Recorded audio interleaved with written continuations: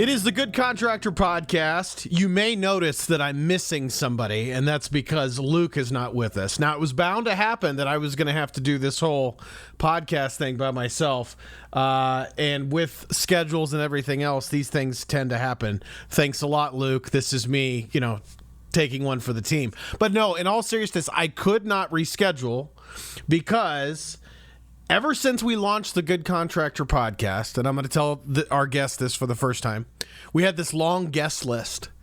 And one of the names at the very top was Jarod Coffman, or Coffman Construction. And we said in phase one of us doing this podcast, we've got to have Jarod Coffman on. To which I also want to ask him a question to make sure that we're all not going crazy about what it was actually called. But I do have Jarod Coffman joining us from Coffman Construction. I'm so pumped to have you on an episode, my friend. How are you today?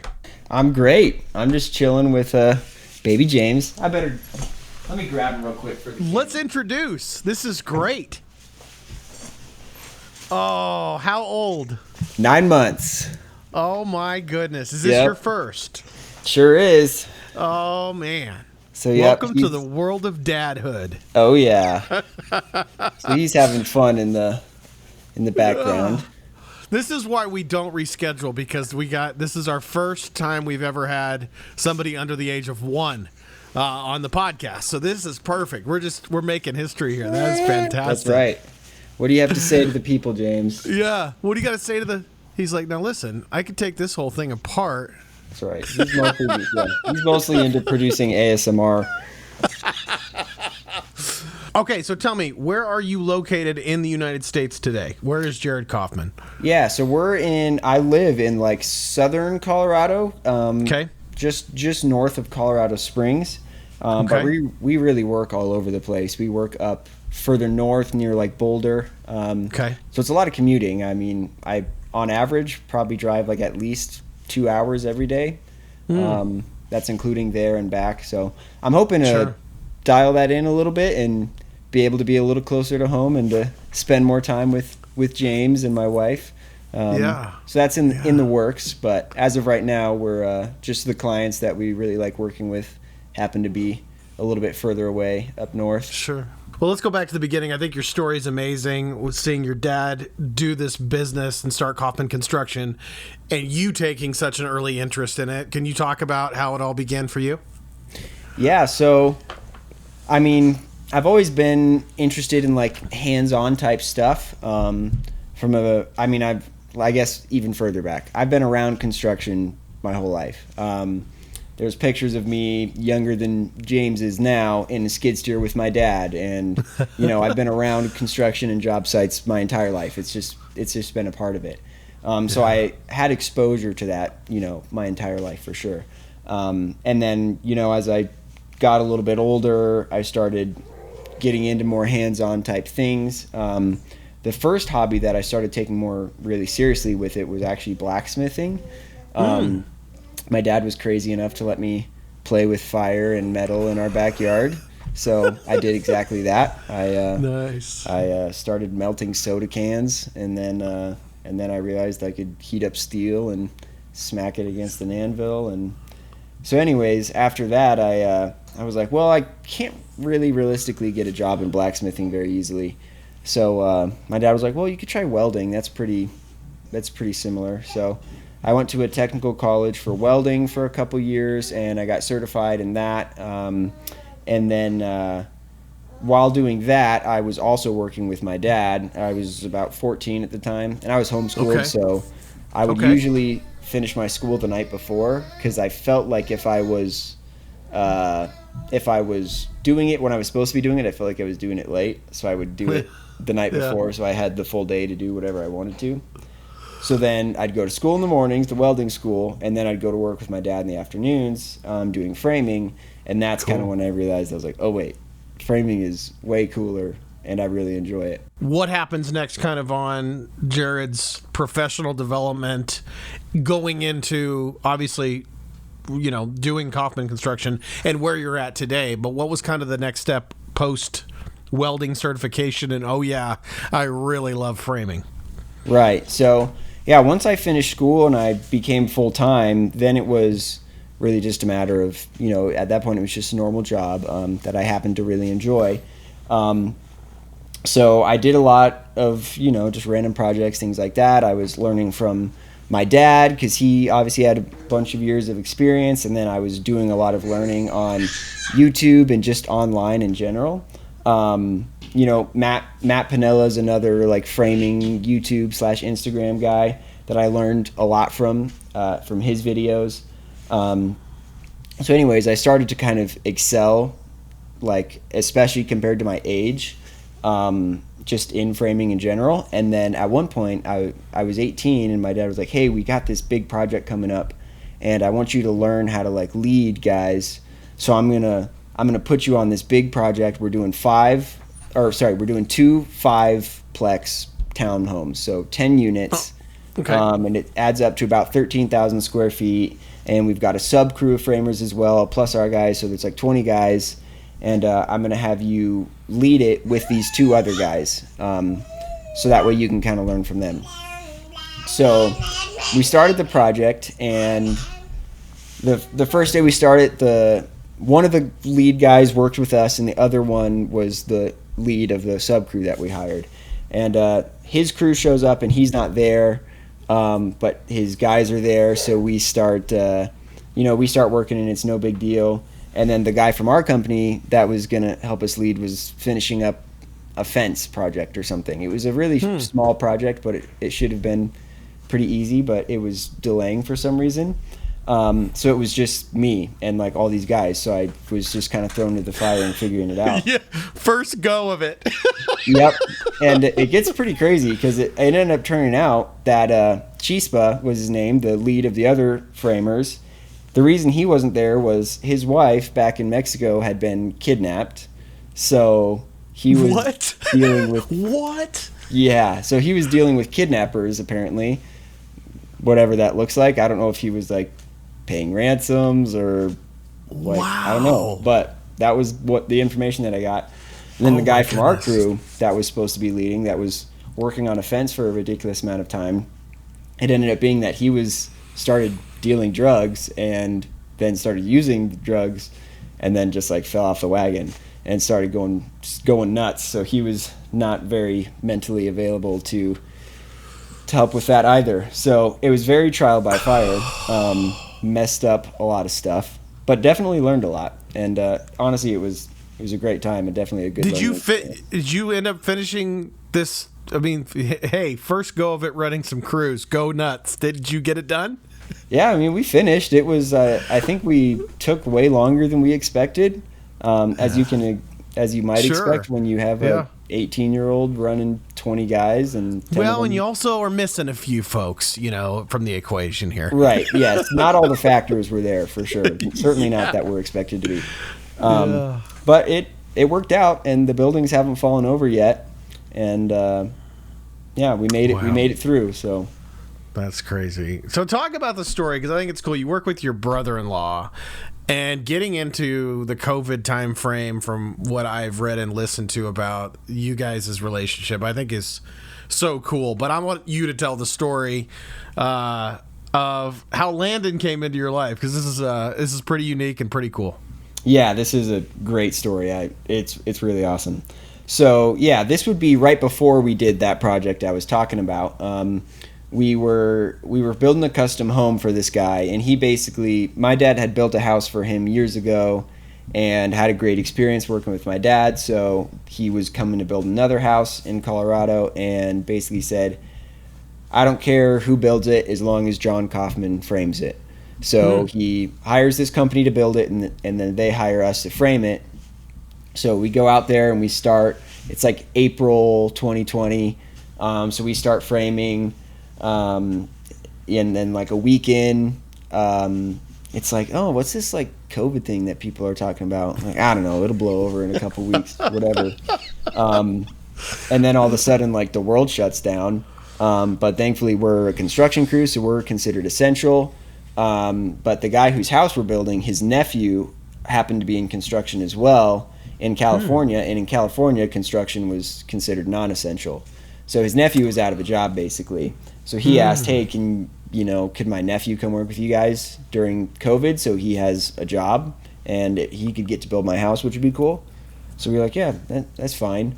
And he was on a custom framing crew, a bunch of Hispanic guys. He's the youngest one because he's like maybe 19 or 20 by the time he was on that crew. And then he comes out to our crew, and it's just like you took him and you clicked copy and paste. It was like 6 or 7 of us that are just like, at that point we were all teenagers, building this custom home. So he was like, what? This is awesome. You guys like skateboard on your lunch breaks? That's amazing. So we hit it off really, really easily, and he got along with the crew great.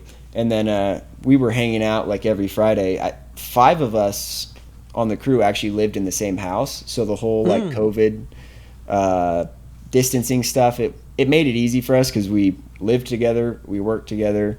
So it was like, honestly, not that much really changed for us. We just got to hang out.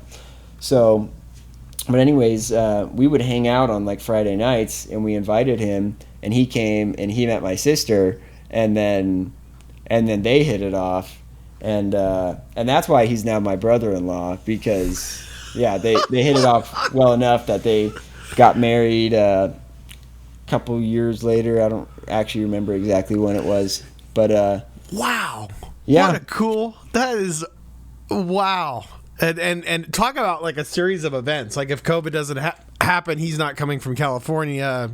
It's just, wow, what a cool, series of events. That is really neat. Yeah, it's pretty crazy. So I mean, he came out just for however long the shutdown would last, and then it turned into he lives out here now, and he's married, and they've got a house, and completely flipped everything.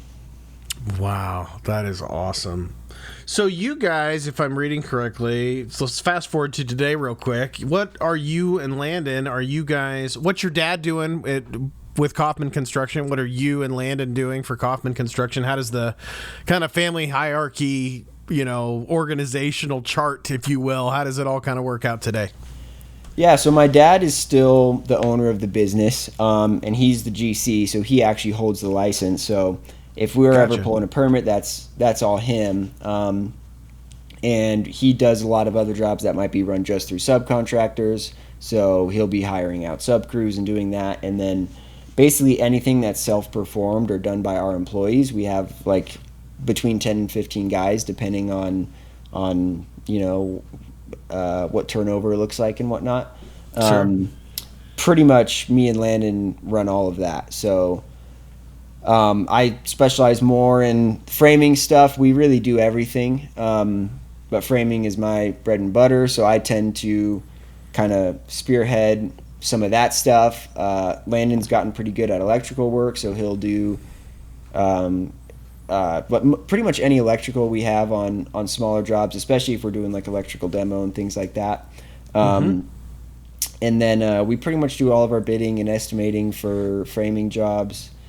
And honestly, recently we've been doing a lot of our hiring as well, because through our social media, we've gotten a lot of interested people that wanted to work with us and hire us at the same time. But actually, overwhelmingly more people that wanted to work with us than it was people wanting to hire us, which was interesting. That is so cool. So let me. I want to get to the social stuff and how it started, but how old are you and Landon today? Because you guys started at a young age. So how old are you today? Yeah, so I started working with my dad. I was 14, and I'm 22 now. I'll be 23 this year.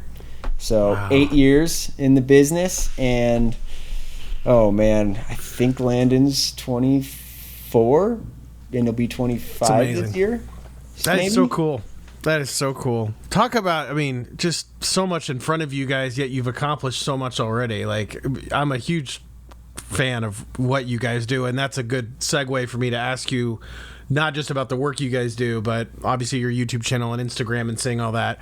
What spawned that? Like, what was like, oh, let's do some stuff on social? Because I know everyone has an interesting reason, and, we've talked to several who ended up grabbing, Paul Jameson and people that grabbed huge followings, and it's kind of like, you want me to do what? And then all of a sudden, things kind of catch fire, and it snowballs a little bit. What started it for you? And was it you and Landon thinking that together? Was it just you? I guess how did it all come about? Yeah, it's been both. I think I technically started the Instagram like just so we could have a business Instagram. Probably in probably 2018 or 2019. Okay. And it wasn't anything special. We posted some pictures, put up a description, whatever. And then by the time COVID started, and then just the world was a political fire, it was just insanity everywhere. I was like, wow, social media sucks. So I deleted all social media. And then eventually me and Landon were talking, and we were like, we should start the company Instagram again. I was like, I don't need to have my personal Instagram. I'll just use the business Instagram. Sure. So then we started just kind of posting some stuff from that. And at that point, videos and reels had started taking off more on Instagram. And we were honestly just kind of posting pictures or videos of whatever we either thought was cool or funny or interesting, whatever someone might either be entertained or gain something from. And I can't remember if it was before or after we restarted doing the Instagram. But the Bread to Build podcast that Matt Piniella was doing with Breck Goen, I had met Breck through another app he had created, and so he wanted to have me on his podcast. At this time, this was actually during that multifamily project when I did that with them. Yeah. And that then introduced me to Matt, which was cool because I had learned so much from him growing up. Yeah. And it was kind of cool because it was like, oh my gosh, you're a regular person. That's insane. Because it's I usually see you on this screen thing. You're real. I know. It's like you're real, and you're like, I don't know. It was cool to see, to be able to actually relate to someone that you look up to in a way where it's like, oh, in my mind you were on this pedestal, and it's not that you were that he was decreased when I met him, but it was more the way he interacted with me was no, we're peers, and it I don't know, it's just a very encouraging. That's cool. Experience. That's cool. It's I always tell people all the time, it's sometimes you can meet your heroes, and it's kind of like someone telling you that Santa Claus isn't real, but instead of just telling you, they just drag Santa Claus out and beat the hell out of him, and it's I had this kind of, and it's not like there's an expectation well, you're famous, that means you've got to treat me like gold. It was just more you don't know how to interact necessarily with someone that you have looked up to. So I always think it's doubly cool when they're cool, you know what I mean? And so that's awesome that it wasn't lower than your expectations, so to speak. Exactly. And there definitely was some people that I met that I was like, oh wow, so it's an act, I guess. That's cool. Yeah. I don't need to get into that, but feel free, but don't if you don't want to. Yeah, exactly. It's in my best interest that I don't. But it was definitely cool to meet him, he was probably the main one that inspired me, and then to just be sort of empowered, I guess, in a way where he's I'm not anything special, I just did what I do. So he obviously did YouTube and Instagram, and I loved watching that stuff, and the videos definitely slowed down during COVID. So I started watching them, and then I kind of had watched them all. The creators weren't able to keep up with how much I wanted to watch them. So I was eventually you know what, maybe I'll try to make some, YouTube videos of my own. So I got a super cheap digital camera, and I started making some videos, and they were horrible. And I never deleted them. And if you want to see some 4x speed footage of me working with a GoPro on with horrible music over it, you can scroll all the way down on our YouTube, and they're still there. Hey, good for you for leaving them. I always say, beyond what I do with Company Cam and Good Contractor, I also do other YouTube stuff, and talking to so many people in different industries, whether it's music or arts or entertainment or contracting or, whatever. it's funny because there's so many people like, yeah, I left it. I left the old stuff. If they want to see it, they can see it. But in a way, it's like, look how far I've come type thing. And there's some people, others have been like, no, I deleted that. Once I got big, I took those down. But I think thankfully there's nothing like horribly incriminating or anything. It's more just a little bit embarrassing. And honestly, it's mostly So was it a situation where you just started posting stuff? Let me back up this question. You were saying I ran out of stuff to watch. Like they couldn't produce enough stuff for Jarod to consume. So in your mind, when you start making these first videos, is the idea like, what would I want to see? Or what would I want to learn? Or if I was starting anew and I was 12-year-old Jarod, what would I want to see on YouTube? What was your approach when you started making those? It was basically exactly that. It was like, what do I wish someone else was posting right now? And I certainly wasn't able to convey that as much as I wanted to. But yeah, it was less like specific, and it was more just like, I'll video what we're doing, and I'll try really hard to like maybe somewhat resemble the format of like some different channels that I like. But it was basically just like, well, at least if I can't be stimulated by watching it, I'll be stimulated by trying to create it. And that's been a long and tedious process. It hasn't been like anything that I like made money on until like very recently. So that was cool, but also that was like, it was probably 2 years that it was just like, oh yeah, I just do it for fun. And like, there's a couple like consistent subscribers that comment and we talk. Another guy that works with us, he has a YouTube channel as well, Certified Ladder Holder. Me and him met over YouTube on a comment, and he was like, hey, are you going to this trade show? I was like, yeah, I'll go to that trade show. So I did, and we met there, and same thing, we hit it off, and then I invited him to my wedding when me and my wife got married, and he came to that, and then he came out for my birthday the next year, and then a couple months ago he moved out to Colorado, and now he works with us. Wow.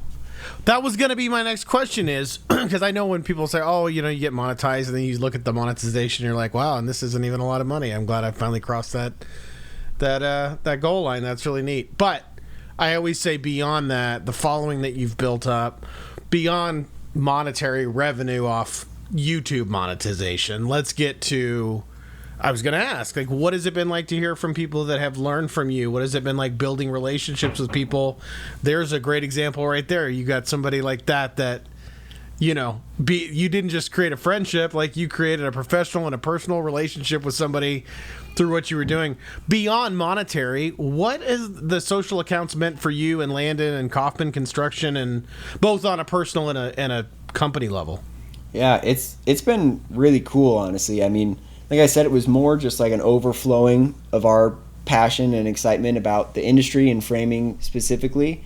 So, so it was really just us like putting stuff out there. And then I think the first time that I like realized like, oh wait, people are seeing this. My dad was selling a nail gun on Craigslist or something. If anyone remembers this, there was like someone at Milwaukee accidentally messed something up, and they were selling their cordless nail guns for like a third of the cost they were supposed to. But like it was messed up enough that they like had to honor it. So my dad went out and bought like 8, and then he was selling them for still cheaper, but he was making a profit on it. Anyways, that's a digression. But he was selling it, and some guy came to buy it, and I was moved out at that point, but I was at my parents' house for something, and my van was out front, and my van is pretty recognizable. When I first started my YouTube channel, it was branded as a Renegade Construction Boy, and the logo was just a picture of my van, which had like stripes, like colored stripes on it, and then the roof racks were different colors. Nice. So, and it was just, I don't know, everyone kind of knew my van. And he went to buy this nail gun, and he was like, hey, I was upstairs with my mom, and I heard my dad talking at the front door. And the guy, I heard him say like, hey, do you have YouTube? My dad was like, my son does. He's like, is that your van? He's like, yeah, it's my son's van. He's like, I follow him on YouTube. I was like, really? He's like, hey, Jarod, come here. And at this point, I had like probably not even 2,000 subscribers. Like I was very, very early on. Yeah. So it was really surreal to me to like be recognized in some capacity at such an early stage. So that was cool. And he was like, cool. Dude, you're so BA. Like I love your videos. And I was like, oh, thanks. Like that's crazy. I didn't expect that.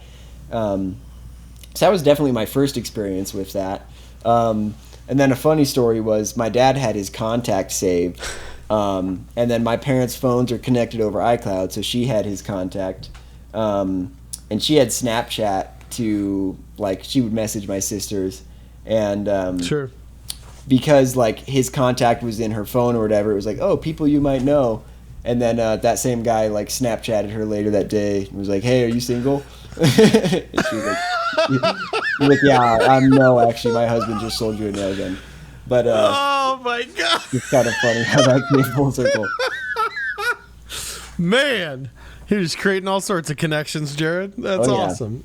Oh, so that was the first thing that happened, and then I help out at a trade school that's local here, and I went to judge a competition a few months ago, and there was a kid there who didn't go to the school. He was from a different school coming to compete. And he walked up to me, he was like, hey, I wanted to introduce myself. And I was one of the judges, so I just figured he was introducing him, you know, for whatever. And I was like, hey, I'm Jarod. And he's like, yeah, I know. I was like, oh. He's like, you're the reason I'm doing construction. I was like, really? He was like, yeah, like, you're the reason I got into this. I was like, oh, that's crazy. I was like, well, I'm a regular guy, so sorry to let you down. But no, but you didn't, Jarod, and you didn't let him down. You gave him, and I was going to ask you that, like, of those moments, you know, how many? And there's one right there, but like, have you read? Maybe not in person, all of them, but I mean, how many of you had people come back to you and go, "I was watching your stuff for a year, and now I'm doing this full time, or part time, or I'm learning, or I'm, you know, getting my feet wet in this."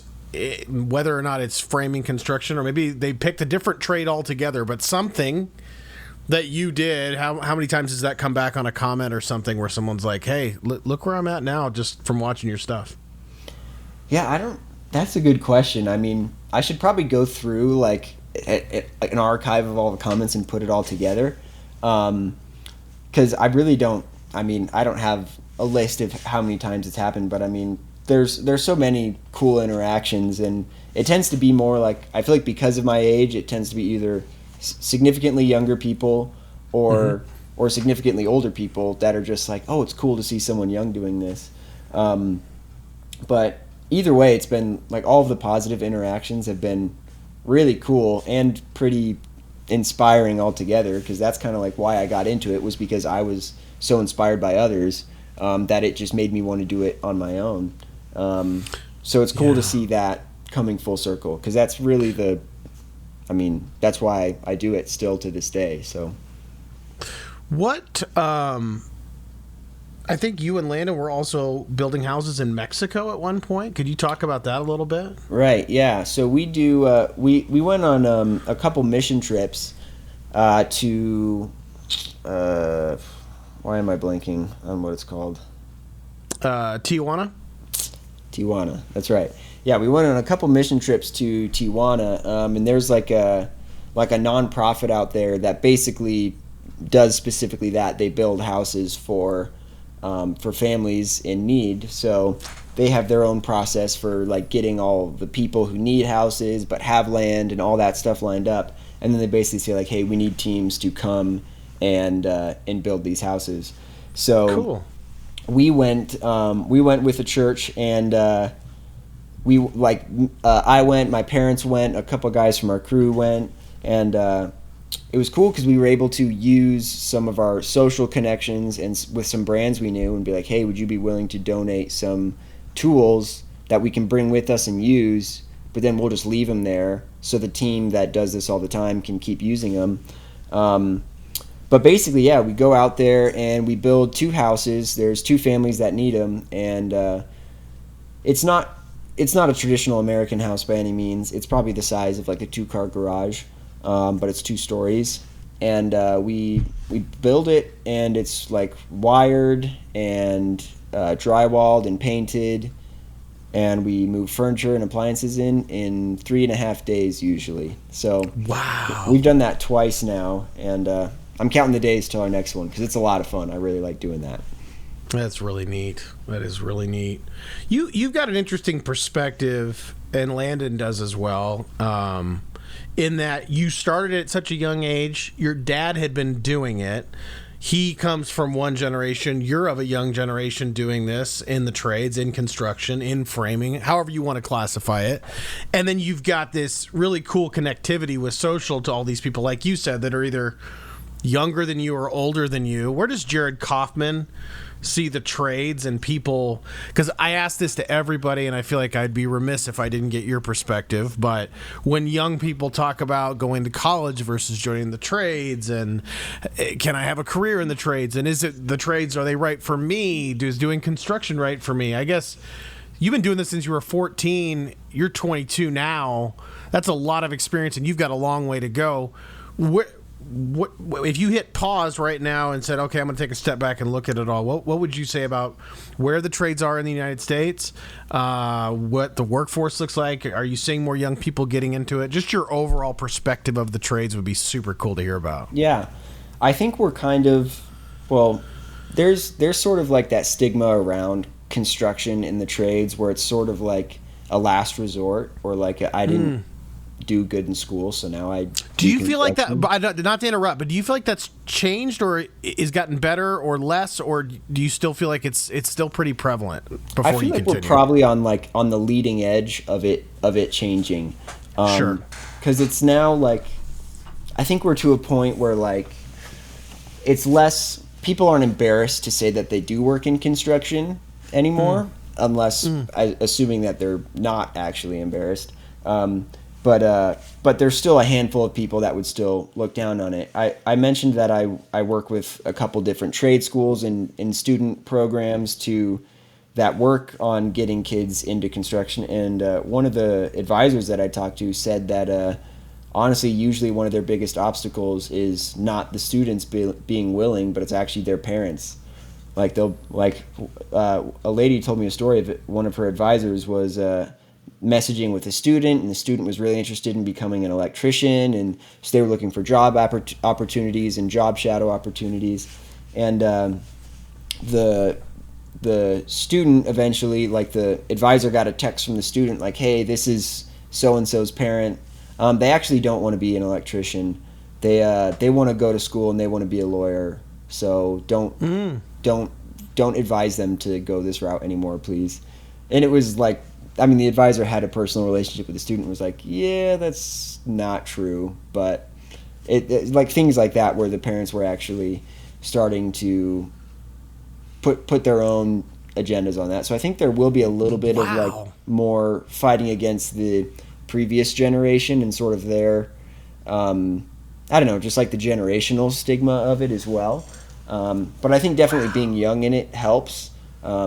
I know a lot of my friends' parents around my age have a lot of respect for it, just because they know me and a friend of their kid, and they can see how my life is going so far, and that it's not all just I made bad decisions, so now this is where I'm at kind of thing. This is actually where I want to be. Yeah, I'm significantly older than you, and one of the things that we've talked about, at least our generation, is that we would watch Saturday morning cartoons in the 80s, and it was like there was always the stigma of somebody in the trades, like you said, of, oh, it's a last resort or whatever, and then that just hung on, for so long. And what I'm hearing is a similar perspective than like what you have said, in that there's more and more people that are like, no, this is a choice. I want to do this. I'm not. It's not about, oh, I have to do blank, blank, blank. It's I'm making a choice, and this is what's right for me. And so I was curious to And that's interesting about the parents' perspective too. It's like, well, they're going to dictate, what this person's going to do, and so I don't think anything can change overnight, obviously. But like you said, it's cool to see that it is changing. What do you think? You're relatively young and have accomplished so much. What's the future of Coffman Construction for Jarod and Landon and your team, and what do you see the future being, not just for the business but for the social and for the trade school and all the things you're involved with? What are your goals, I guess, moving forward? Yeah, I mean, honestly, it's pretty much all the same thing. I'm still really excited about construction and framing. I love teaching it, so I love teaching it to guys that work with us. I love teaching it in a video format, and I love talking with people and, having sort of a community on Instagram and things like that. So I think we'll definitely continue to do that. I think I'd eventually someday like to open a sort of like almost like a third party, like physical school or some kind of academy where people can come learn. Because there's definitely some like hoops that you have to jump through within the actual school system that make it hard to like fully teach what you need to know in the trades, versus like an independent school or academy that's dedicated to that could do whatever they want and teach it to a more realistic degree. So I would definitely like to do that at some point. I don't know if that would be like when I retire from the actual job site I'd start doing that, but I mean really we're just going to keep doing what we're doing. We like having a smaller company, so it's a little bit more tight knit, and we like building cool stuff and having fun doing it and sharing it online and stuff. So it's honestly really just to keep doing that. Let's give Jarod's perspective on some things. When you started the YouTube channel, you started putting some stuff up. Were there a few things that you learned along the way that you're like, man, I wish I'd have known this in the beginning, that you were super eager to put out there? Are there some things that 22-year-old Jarod wishes 14-year-old Jarod knew? And how fun has it been, if you have shared those things on YouTube? And kind of what would you tell somebody right now who is interested and hasn't stepped foot on a job site yet or on a construction site yet, but they want to do it? I guess, what are some of those things that you learned along the way that you'd pass along to them? That's a good question. I mean, honestly, the biggest thing probably is that, like, whatever you don't know, or like learning and growing at your job, specifically in the trades, I feel like so much of it is dependent on yourself, and like how much learning are you willing to do on your own, and how willing to retain that information and like apply it are you when someone does teach it to you. That's really the biggest thing, because I've kind of realized like all the times that I learned and grew the most was when I just was trying to do that. It wasn't that like someone else like put this great thing for me. Like obviously there's the whole, like I was thrown into the fire on that one project and I learned a lot from that. But then I really like, if I'm thrown into the deep end, then I just started like kicking and paddling and trying to figure it out kind of thing. I didn't just like sink in it, So I feel like, I don't know, it's a very vague answer, but really just like you'll get as much out of it as you're going to put into it kind of thing. And I think that's what most young people that I do see in the trades, if they have some sort of quarrel with it, it tends to be that they don't totally get that aspect of it. Because it's not a job that you can just show up and clock in at 7 and leave at 4 and just kind of like do whatever you're told. Like I always tell people like the reason that I get paid more than you if you're new is because if I'm not here, you're doing nothing because you can't think for yourself. So my job is to think for everyone else because you're not applying your own mind. So the more you start to apply your own mind and doing these things, you're building your own value and you're taking mental workload off of my plate, because now I don't need to tell you, like when someone's brand new, I can't say like, hey, go build that wall. I got to say, hey, go grab that saw. Here's how it works. Here's how you don't cut your legs and your arms off. And then here's how you use a tape measure and all this stuff. Like the amount of information someone needs to do their job just decreases gradually as they progress.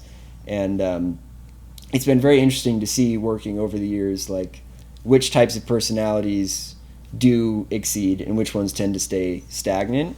And the ones that stay stagnant tend to be upset that we didn't give them more to do it. And it really just comes down to like, you didn't want it, you didn't take it. So I think that would be my advice. Just want it and take it. That's great perspective. Do you think anyone can be a contractor? Like, I mean, we ask this question sometimes at trade shows when we meet folks like yourself or just people that are in the trades in general. And we always ask, can anyone be a contractor? Or do you think it is a certain personality type?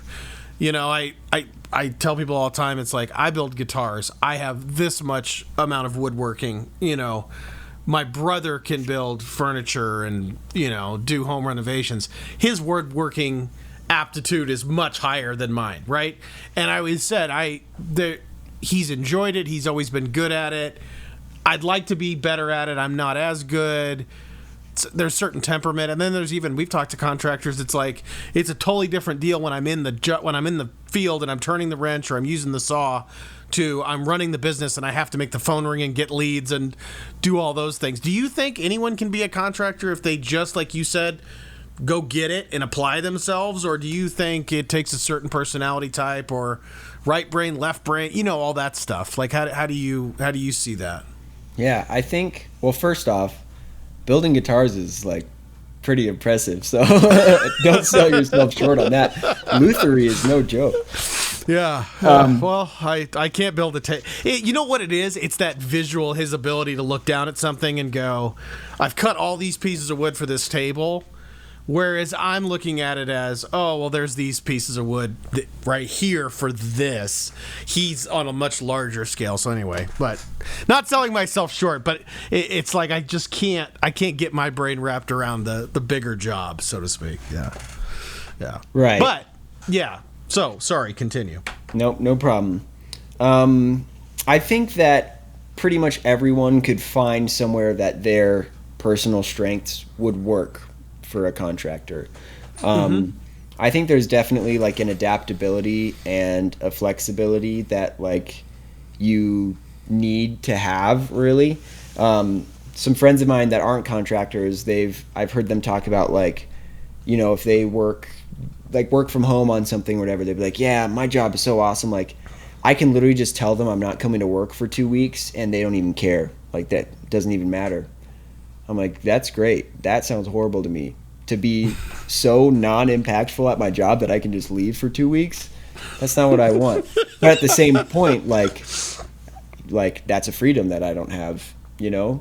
So yeah. There's different things to it. It's definitely harder, I would say. You know, for me, like a smaller business tends to be like, I don't have like a company retirement and like benefits and like all, like there's a lot of things that come with different jobs that make it a lot more cushy and more inviting that aren't in a typical like small contractor business, that you need to be able to figure things out for sure. And if you're not willing to do that, then I would say it's probably not gonna go the best, but I think if anyone had to, I think you could do it. Ultimately, it's an easy job if you're willing to do it.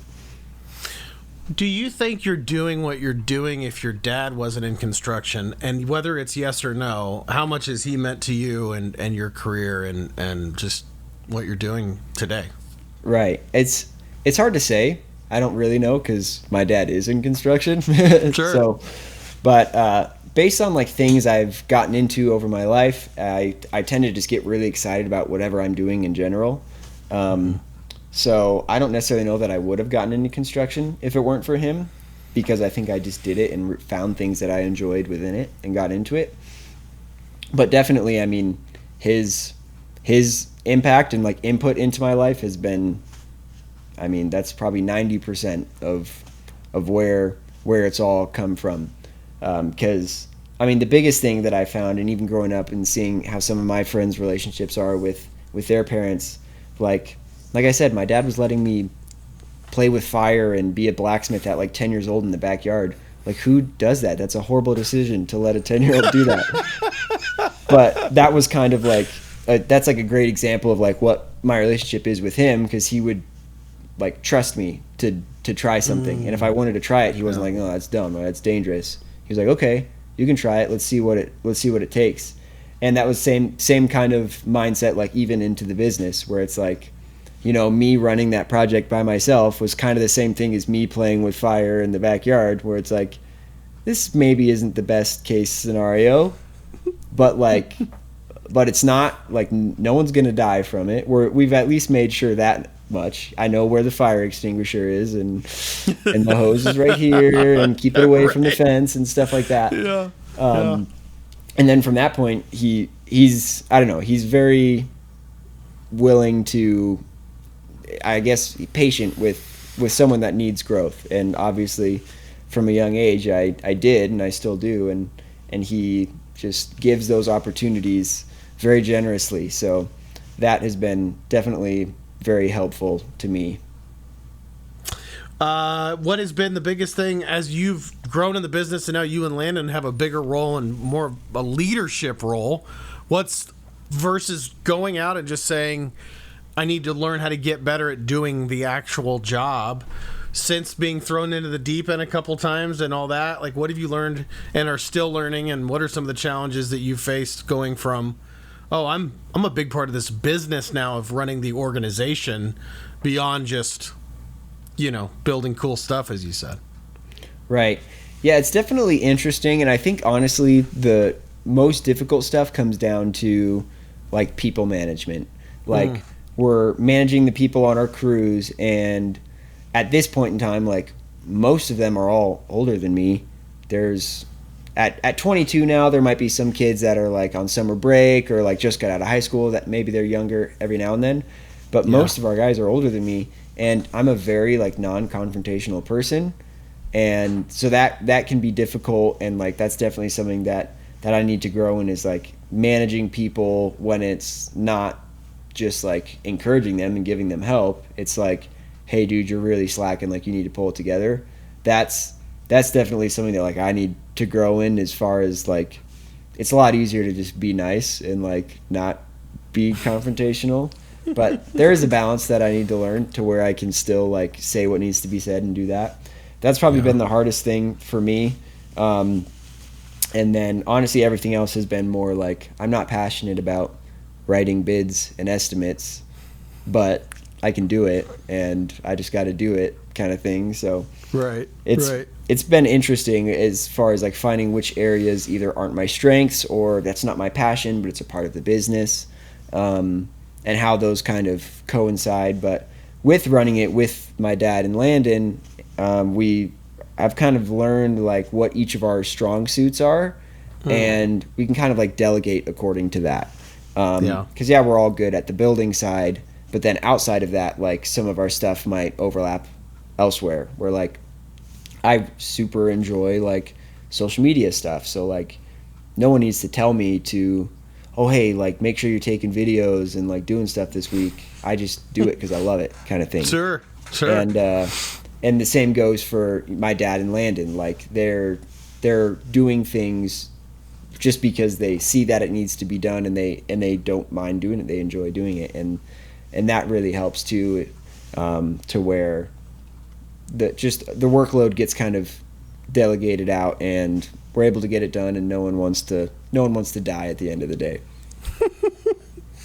Well, we always finish with this, Jarod, and obviously Company Cam's big thing is truth and transparency, but for us too, with the Good Contractor podcast, it's aptly named Good Contractor, so I feel like I always have to ask everybody for their own definition. But if you were describing what it means to be a good contractor, regardless of trade, how would you answer that? What makes a good contractor?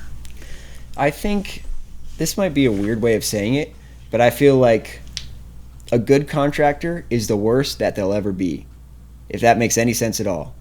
They're only going to get better. So, like, I hope that I'm the worst that I'll ever be at my job today, like, from here on out, you know?